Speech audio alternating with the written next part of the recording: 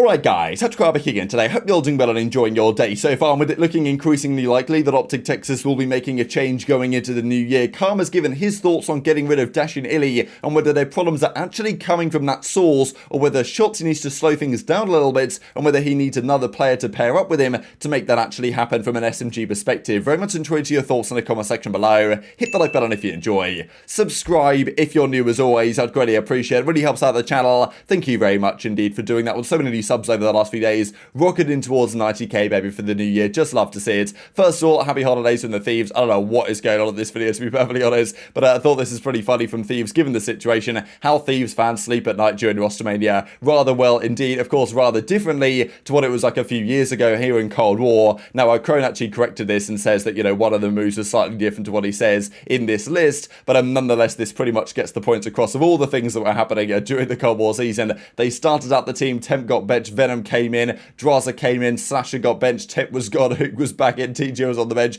It was an absolute mess, and it's funny the way it went for Thieves, right? Because they went from a season like this to then completely changing the dynamic, and in Vanguard they did nothing at all. Well, they did do things, right? They did make some changes, and that's what people maybe forget to a certain extent with that Thieves team, is that they did bring in a new coach in Shane. They did change the roles around significantly, so they didn't blow it up in the sense that Aches would probably imagine, but nonetheless they did make some serious changes and some serious, you know, philosophy and mentality changes in the way they were going to approach Vanguard, and it worked out, paid dividends for them at the end of the year. They're probably going to try a similar thing this season yet again with that Thieves team, whether the Champs curse is in effect again and they have no idea what they're doing the whole season and they never look particularly strong. We shall see. I expect that when Octane and Kenny get a bit better towards the end of the year, this team will make some strides, but OpTic are in a different boat really, because they had an entire season with this roster. They don't maybe have the same tools in the arsenal for changing around roles and bringing in new coaches or whatever than maybe the Thieves guys did to turn around their season before, so just sticking with the OpTic team for another several months won't necessarily guaranteedly result in success. Not even a word, but whatever, we're going to run with it regardless.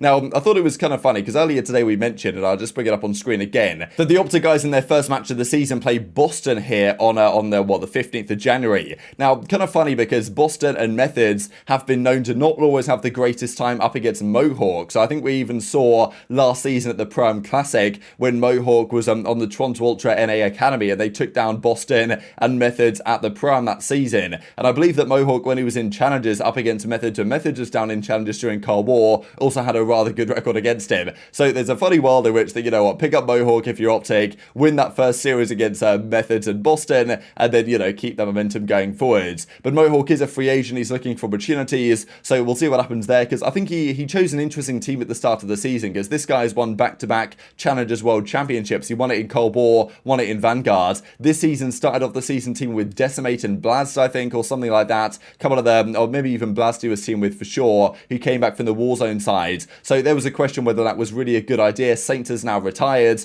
so Mohawk, of course, is looking for some opportunities. We'll see what that ends up. Quick note as well on this, because this is the tweet that we saw Arcitys reply to earlier today with those rumours about the OpTic front. But I also did think an interesting statement here from Arcitys about the fact that no one's really streaming that much or playing that much as it stands. And this is always a topic that we've seen in the last couple of years, where players don't seem to really give it their all as much as they have done in the past, and maybe certainly should be doing. Like even as Doug kind of says here about, you know, he's single Santa Sensor is giving away some cash on Venmo, but as Drazah reckons, like, all I want for Christmas is 8s to run all season long. And this has been a key topic really, that players like Drazah, they want to grind 8s, they want to play the game, they want to crack on, but other players aren't so willing to do that, and therefore, like, all Drazah and the other guys, Slasher and some others that want to play 8s they can do is try and get some amateur players in, and there really isn't as much going on, and even like search and destroy channels and stuff as Arcitys would like. So maybe that's an indication players aren't taking it quite so serious as they should be. But there's also been some talk about the fact that the FaZe guys in general, they never play 8s or anything. They don't want to jump into pick up lobbies and play like that. People believe it makes their tendencies worse and stuff. Maybe there's an argument for that. Maybe it's absolute BS, who knows. But let's talk about this OpTic stuff then, right? So I thought this is interesting first of all as well, that I believe they actually host the kind of audio chat for their scrims in one of the public OpTic Discords. Now, it's in a private channel that kind of public members can't see, but if you have like one of these Discord extensions, you can actually see the private channels in the Discord, and it has been the case in the past where you can look in the Discord and see, oh, you know, Rambo's just joined up to their call, oh, there's Scump, there's Shotzzy, there's iLLeY, there's Dashy, and you can figure out whether Dashy was early or late or whatever, right?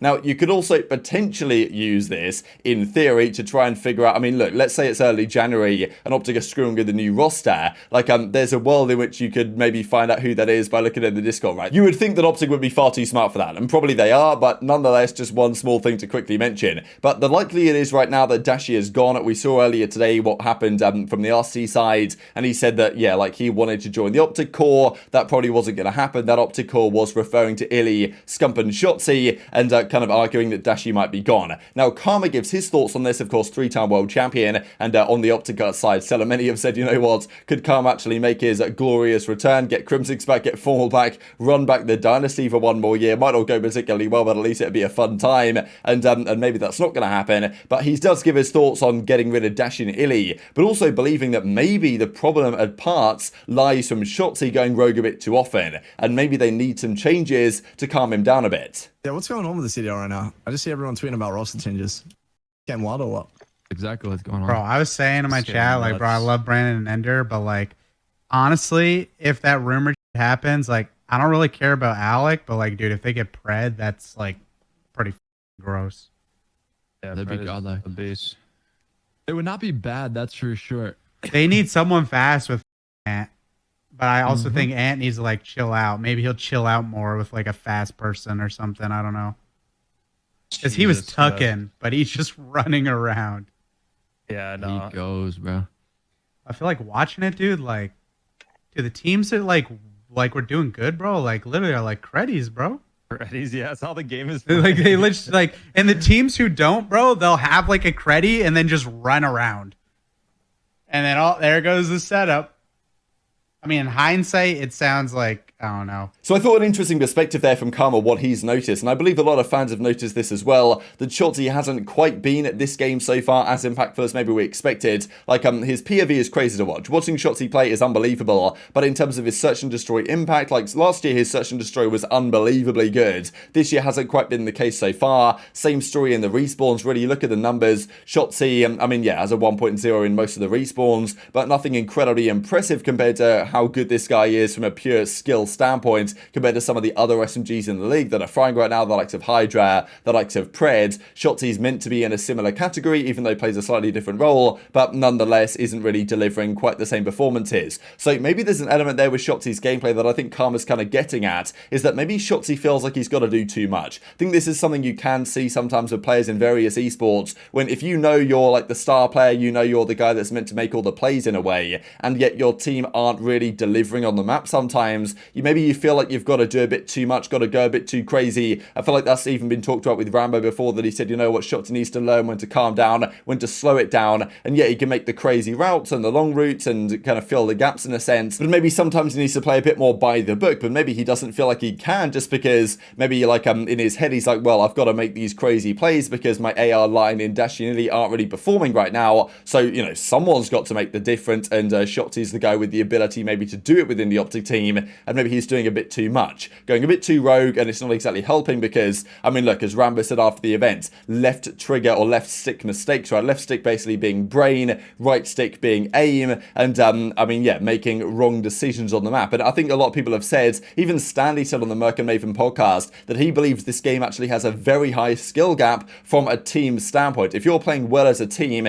you like can absolutely run over a team that is playing poorly as a team. And I feel like we've seen the teamwork from OpTic the last year or so hasn't necessarily been their strong suit. The teams that have good teamwork right now, New York most certainly. Same story with Seattle. They've been around a year. They've got good teamwork. Same story with Toronto, and FaZe, of course, are always going to be in a similar category. Those are the teams that did well at Major 1. OpTic, of course, fell slightly far behind. So does Karma have a point that it's Shotzzy's pace at times that's a problem within this team, but it's not necessarily Shotzzy's fault, I would argue at the same time. Okay, maybe Shotzzy's going a bit too rogue, making these left stick mistakes, but maybe it's like, well, if you didn't try those things, maybe they'd lose anyway. You guys can see here that Scump has 81 seconds in heal, like that's one of the highest numbers in the league, and Shotzzy is one of the absolute lowest, because Shotzi's out of control and Scump's sitting in the hardpoint soaking up the time. Makes sense, but maybe it's not the right way to do it. So, I mean, yeah, do you guys agree that maybe there's an argument to say, and Karma seems to be implying maybe, that making some changes will give Shotzzy a more comfortable environment? If you put Shotzzy up with Pred, then maybe that SMG duo is so good that Shotzzy doesn't feel like he needs to kind of go crazy on the map. If Scump's on the AR dropping crazy numbers, as he has been when he's been using the third AR at the start of this title, then maybe, maybe the team just clicks and does a little bit better. And this is the thing, you can put all the talent in the world on one team. Sometimes it just doesn't really work. Yes, they won their first event in Vanguard, but since then it's kind of been a downhill trajectory. And on paper, Dashy, iLLeY, Scump and Shotzzy, stacked team in terms of talent, but these teams don't always work out, especially in the longer term, and it's understandable why they might need to make a move to make the players a bit more comfortable. To me, the ideal world is you put an SMG alongside Shotzzy that can be more comfortable with him. I do honestly still think a Seam is not a bad shout at this moment in the season, given the fact that I'm pretty sure OpTic aren't getting pred. I mean, it seems very unlikely indeed, and even if it was ever a possibility, it's certainly not the case anymore. Now, the other outside shot, of course, that I'm sure you guys are kind of already commenting in the comment section below, is all about bringing back Damon Karma Bala. Now, I know people have mentioned this. I just don't really see a world in which Karma either really wants to do this and commit to it, or it would actually work out for the betterment of the team. But I know the people have said it, so we've got to at least discuss the possibility. Karma, 3-time world champ, like if they said, like, please Karma, make the return, we need someone to fill gaps, we need someone to actually, I mean, look, Karma knows what he's doing. Very intelligent player, won many events and world championships, one of the greatest of all time up there with Scum and Crimsix, no doubt about it. Clayson not too far behind in the rankings, but nonetheless, Karma's right up there. Still got the ability as well. This guy's naturally talented at so many games. He could, I'm sure, pick up Modern Warfare 2 and be very good. Would he be as committed in terms of time commitments and stuff to make this actually work? I kind of doubt it, especially with the fact that the Dashy stuff hasn't gone so well the last couple of years, so maybe an attitude and turning up on time perspective. I'm sure Karma wouldn't be an ideal replacement in that sense if they were to make that change, but I do think he would bring a lot of positive attributes to this team and understandings that maybe they have been lacking the last season or so. So yeah, very much interested your thoughts in the comment section below, what they could do going forwards. Couple of things to mention before we close out here. Firstly, from Jacob L, all I want for Christmas is to load this up one more time. So here we are on, I mean, what a map, man. Stronghold, Search and Destroy, just beautiful. We've got a, oh wow, is